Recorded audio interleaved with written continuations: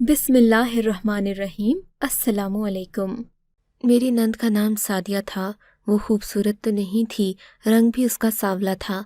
हाँ, मगर किरदार की बहुत अच्छी थी।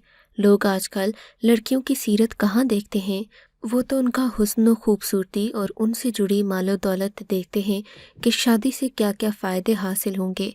तभी मेरी नंद सादिया का कोई रिश्ता ना आता, क्योंकि उसके 4 भाई थे। उसके हिस्से में थोड़ी सी ही जायदाद थी, जिससे मिलने वाली दौलत भी बहुत कम थी। और गांव में ये चीज़ बहुत मायने रखती थी कि किसी औरत के साथ कितनी जायदाद आके लड़के वालों को मिलना है। हमारे गांव में अगरचे रवाज मुख्तलिफ थे, मगर औरतों को मिलने वाली अहमियत में कोई फ़र्क नहीं था।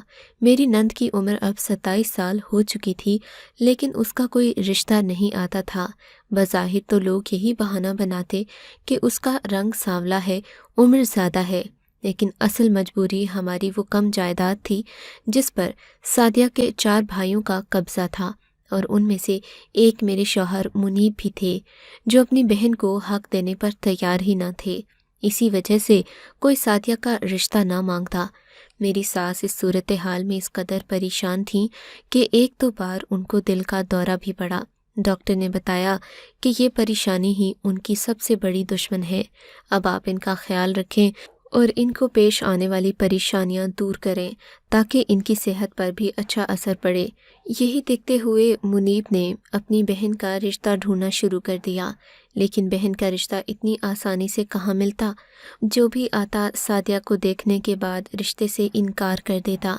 फिर एक दिन मुनीब कहने लगे कि मुझे सादिया के लिए एक ऐसा लड़का मिला है जिसको न दौलत की परवाह है और ना ही सादिया की सूरत की। वो बस इससे शादी करने को तैयार है। मुनीब उस आदमी को लेकर हमारे घर आए। उसे मेहमान खाने में बिठाया गया था। सब लड़कियां चूंकि दूल्हे को देखने की शौकीन थीं, सो मैं भी एक आड़ में से उस लड़के को देखने चली गई। मैं उसे देखती तो हैरान रह गई। इस कदर खूबसूरत और वजीह नौजवान कि मैंने आज तक ज़िंदगी में नहीं देखा था, मगर न जाने क्यों उसका चेहरा जाना पहचाना सा महसूस हो रहा था। मैंने देखा तो वो लड़का गोरा चिट्टा और इंतहाई खूबसूरत था। उसके नए नक्श ऐसे थे जैसे किसी ने अपने हाथों से तराश कर बनाए हों। सब लड़कियां उसे देखकर दंबा खुद रह गईं। किसी को यकीन नहीं आ रहा था कि सादिया का शौहर ये लड़का भी हो सकता है। सादिया का सभी मजाक उड़ाने लगे। हूर के पहलू में लंगूर वाली मिसाल तो सुनी थी, लेकिन ये नहीं सुना था कि लंगूरनी को भी कोई शहजादा मिल सकता है। सभी लोग हंस रहे थे, सादिया का मजाक उड़ा रहे थे। जबकि जब सादिया की माँ से पूछा गया तो उन्होंने इस रिश्ते से साफ इनकार करके हम सबको और ज़्यादा हैरत में डाल दिया। इन्होंने कहा कि इस कदर खूबसूरत मर्द के साथ मेरी बेटी की जोड़ी कुछ अजीब सी लगेगी। वो सारी ज़िंदगी इसे कमसूरती के ताने देता रहेगा। इससे अच्छा है कि मेरी बेटी कंवारी ही रहे। मुनीब ने अपनी माँ को समझाने की बहुत कोशिश की कि ये रिश्ता बड़ी मुश्किल से मिला है। लड़के का आगे पीछे कोई नहीं है। वो सिर्फ़ और सिर्फ हमारी सादिया से शादी करना चाहता है। गरीब तो है, लेकिन इसका ख्याल रखेगा। मेरी सास ने साफ इनकार कर दिया, क्योंकि मेरी सास के मुताबिक उस लड़के की खूबसूरती भी मशकूक थी। अव्वल तो वो यहाँ का मुकामी लगता नहीं था। फिर दूसरी मशकूक बात यह कि उसके साथ उसके माँ बाप भी नहीं आए थे। ऐसे में हम नंद का रिश्ता इस लड़के से कर देते तो न जाने वो मुस्तकबिल में सादिया के साथ क्या सलूक करता। सास के इनकार के बाद मुनीब भी दिल बर्दाश्ता होकर बैठ गए, लेकिन रफ्ता रफ्ता उनको ये बात समझ में आ गई कि लड़के का हसब नसब और ख़ानदान जानना बहुत ज़रूरी है। ये लड़का जो सादिया का रिश्ता लेकर आया था, अपने ख़ानदान के बारे में कुछ भी नहीं बता रहा था, लेकिन न जाने क्यों मुझे वो कुछ जाना पहचाना सा लग रहा था। खैर, ये बात आई गई हो गई। मेरी सास ने एक बार फिर से रिश्ते वाली हज्जन को पैसे देकर नंद का रिश्ता ढूंढने के लिए कहा। हमारे घर में एक बार फिर से हज्जन के चक्कर लगने लगे, मगर वो हर बार कोई न कोई बुरी खबर ही लाती। उसके पास कोई अच्छी बात बताने को नहीं होती थी। मिलाकर सास अम्मा ने थक कर उसे भी घर आने के लिए मना कर दिया। अब एक दिन वो खुद ही चादर ओढ़कर घर से निकल गईं। कहने लगीं, सादिया का रिश्ता ढूंढने जा रही हूँ। میں حیران ہوتی کہ میری ساس خود سعدیہ کا رشتہ کیسے ڈھونڈیں گی، جبکہ ان کے لوگوں کے ساتھ جان پہچان بھی اس انداز کی نہ تھی۔ پھر گاؤں میں اگر کسی نے سعدیہ کا رشتہ مانگنا ہوتا تو وہ خود آ کر سعدیہ کا ہاتھ مانگتے۔ بہرحال میری ساس اب کافی خوش رہنے لگی تھیں۔ وہ جب بھی گھر آتی کسی الگ ہی سوچ میں کھوئی ہوتیں۔ میں انہیں دیکھتی اور پوچھتی کہ کیا سعدیہ کا رشتہ ہو گیا؟ اس بات پر وہ جواب دیتی کہ اللہ نے جو ہمارے نصیب میں لکھا ہے وہ تو مل کر ہی رہے گا، تمہیں فکر کرنے کی ضرورت نہیں ہے۔ میں ان کی باتوں پر کوئی جواب نہ دیتی، لیکن اندازہ لگایا جا سکتا تھا کہ ضرور کوئی اچھی خبر ہی ہے، ورنہ میری ساس ہر وقت خود کو کوستی رہتی تھیں، کبھی خوش نہیں رہتی تھیں۔ اور پھر وہی ہوا جس کا میں نے سوچ لیا تھا۔ ایک دن میری ساس کہنے لگی کہ سعدیہ کا رشتہ مل گیا ہے، لیکن میں ابھی کسی کو بتانا نہیں چاہتی۔ تم سعدیہ کو تیار کرو، میں لڑکے والوں کے گھر جا کر ہی سعدیہ کو لڑکا دکھا دوں گی اور لڑکا بھی سعدیہ کو دیکھ لے گا، اس طرح شادی آسان ہو جائے گی۔ ساس کی بات پر میں حیران تھی کہ یہ کون سی رسم ہے کہ لڑکی خود چل کر لڑکے کے گھر جائے، لیکن ساس نے ضد کی، مجھے کہا کہ سعدیہ کو اچھے سے تیار کر دو۔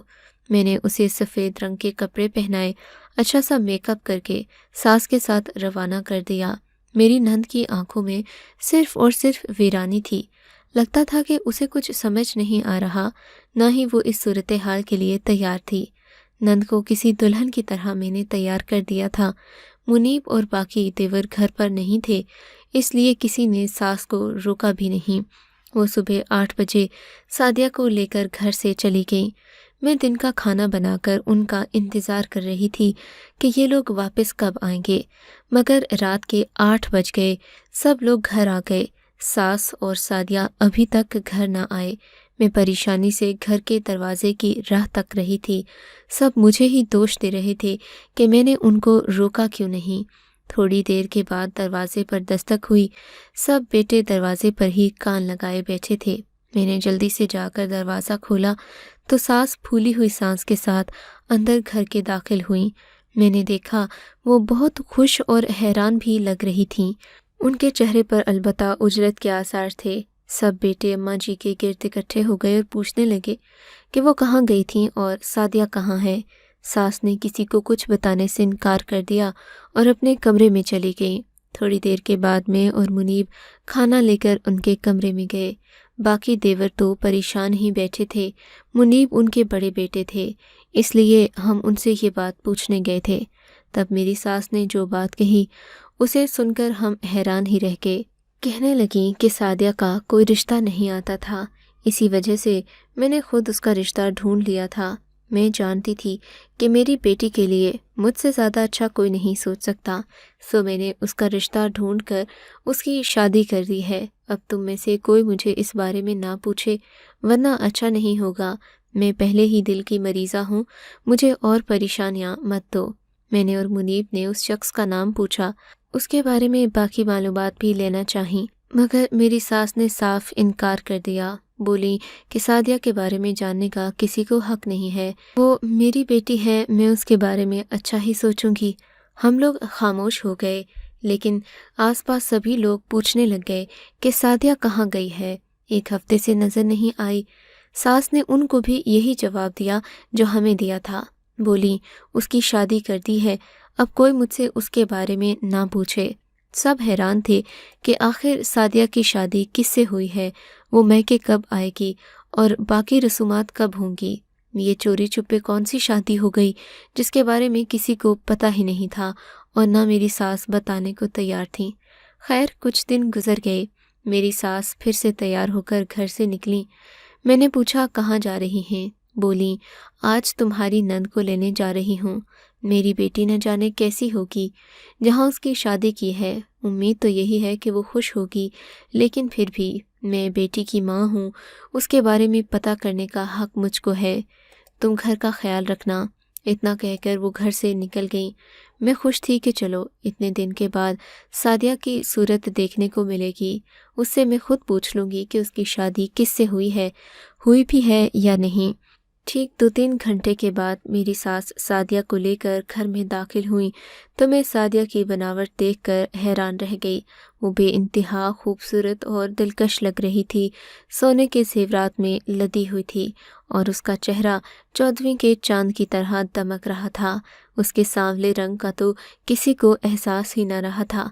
वो जैसे कोई आसमान से उतरी हूर लग रही थी। उसने मुझे देखा तो दौड़कर मेरे गले लग गई। मैंने उसे शादी की मुबारकबाद दी तो वो शर्माने लगी।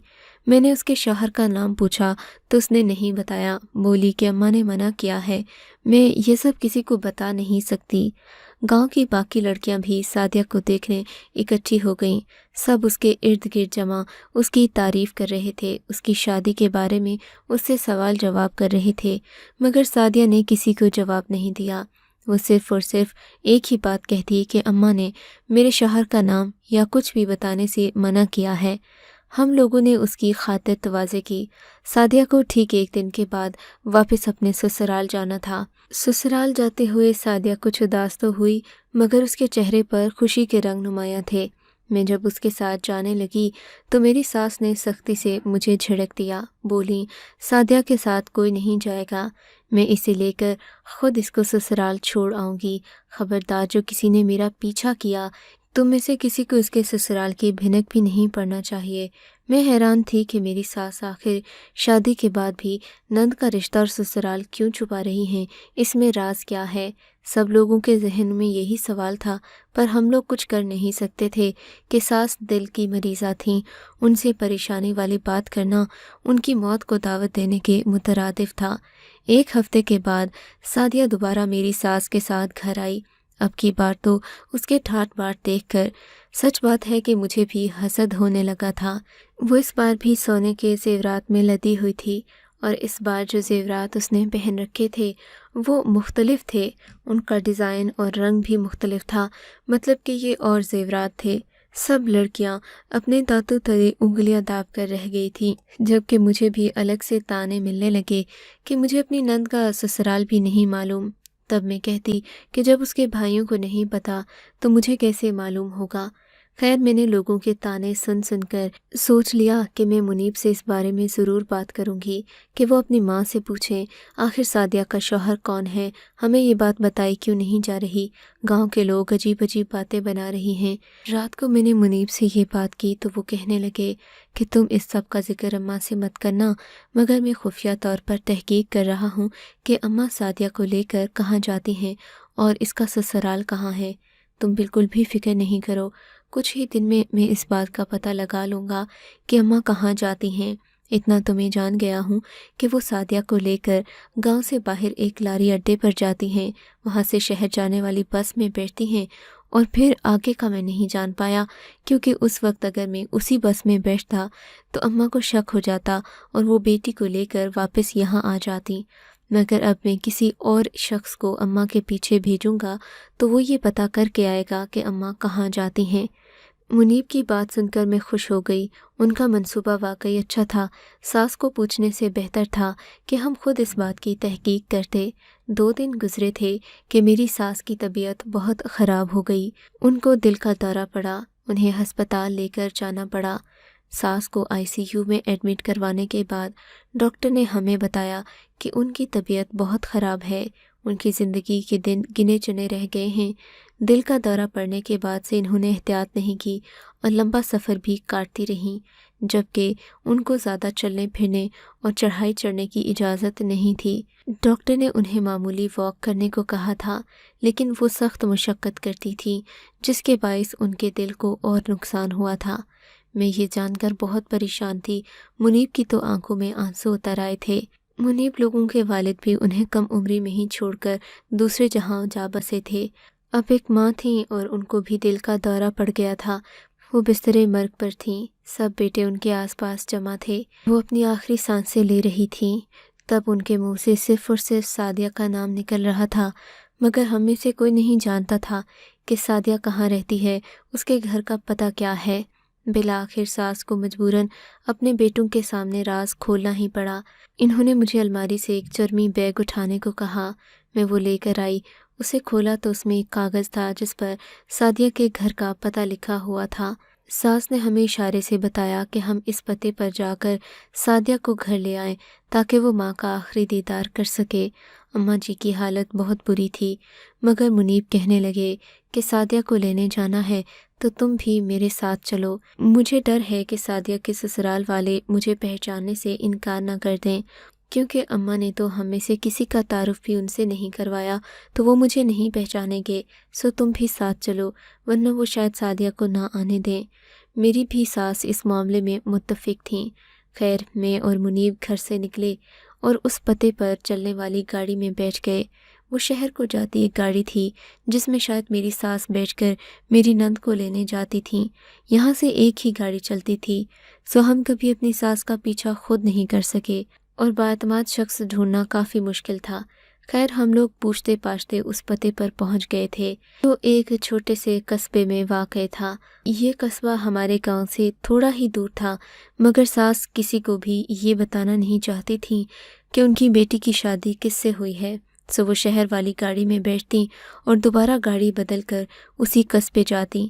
حیرت ہے کہ وہ کسی کو بتانا نہیں چاہتی تھیں کہ ان کی بیٹی کی شادی کس سے ہوئی ہے۔ ہم لوگ بھی جب اس گھر کے دروازے پر پہنچے تو اس وقت تک ہمیں بھی اندازہ نہیں تھا۔ جب دروازہ کھلا تو سعدیہ ہی سامنے کھڑی تھی۔ وہ مجھے اپنے سامنے دیکھ کر حیران پریشان ہو گئی۔ میں نے اس سے کہا، ہم تمہیں لینے آئے ہیں۔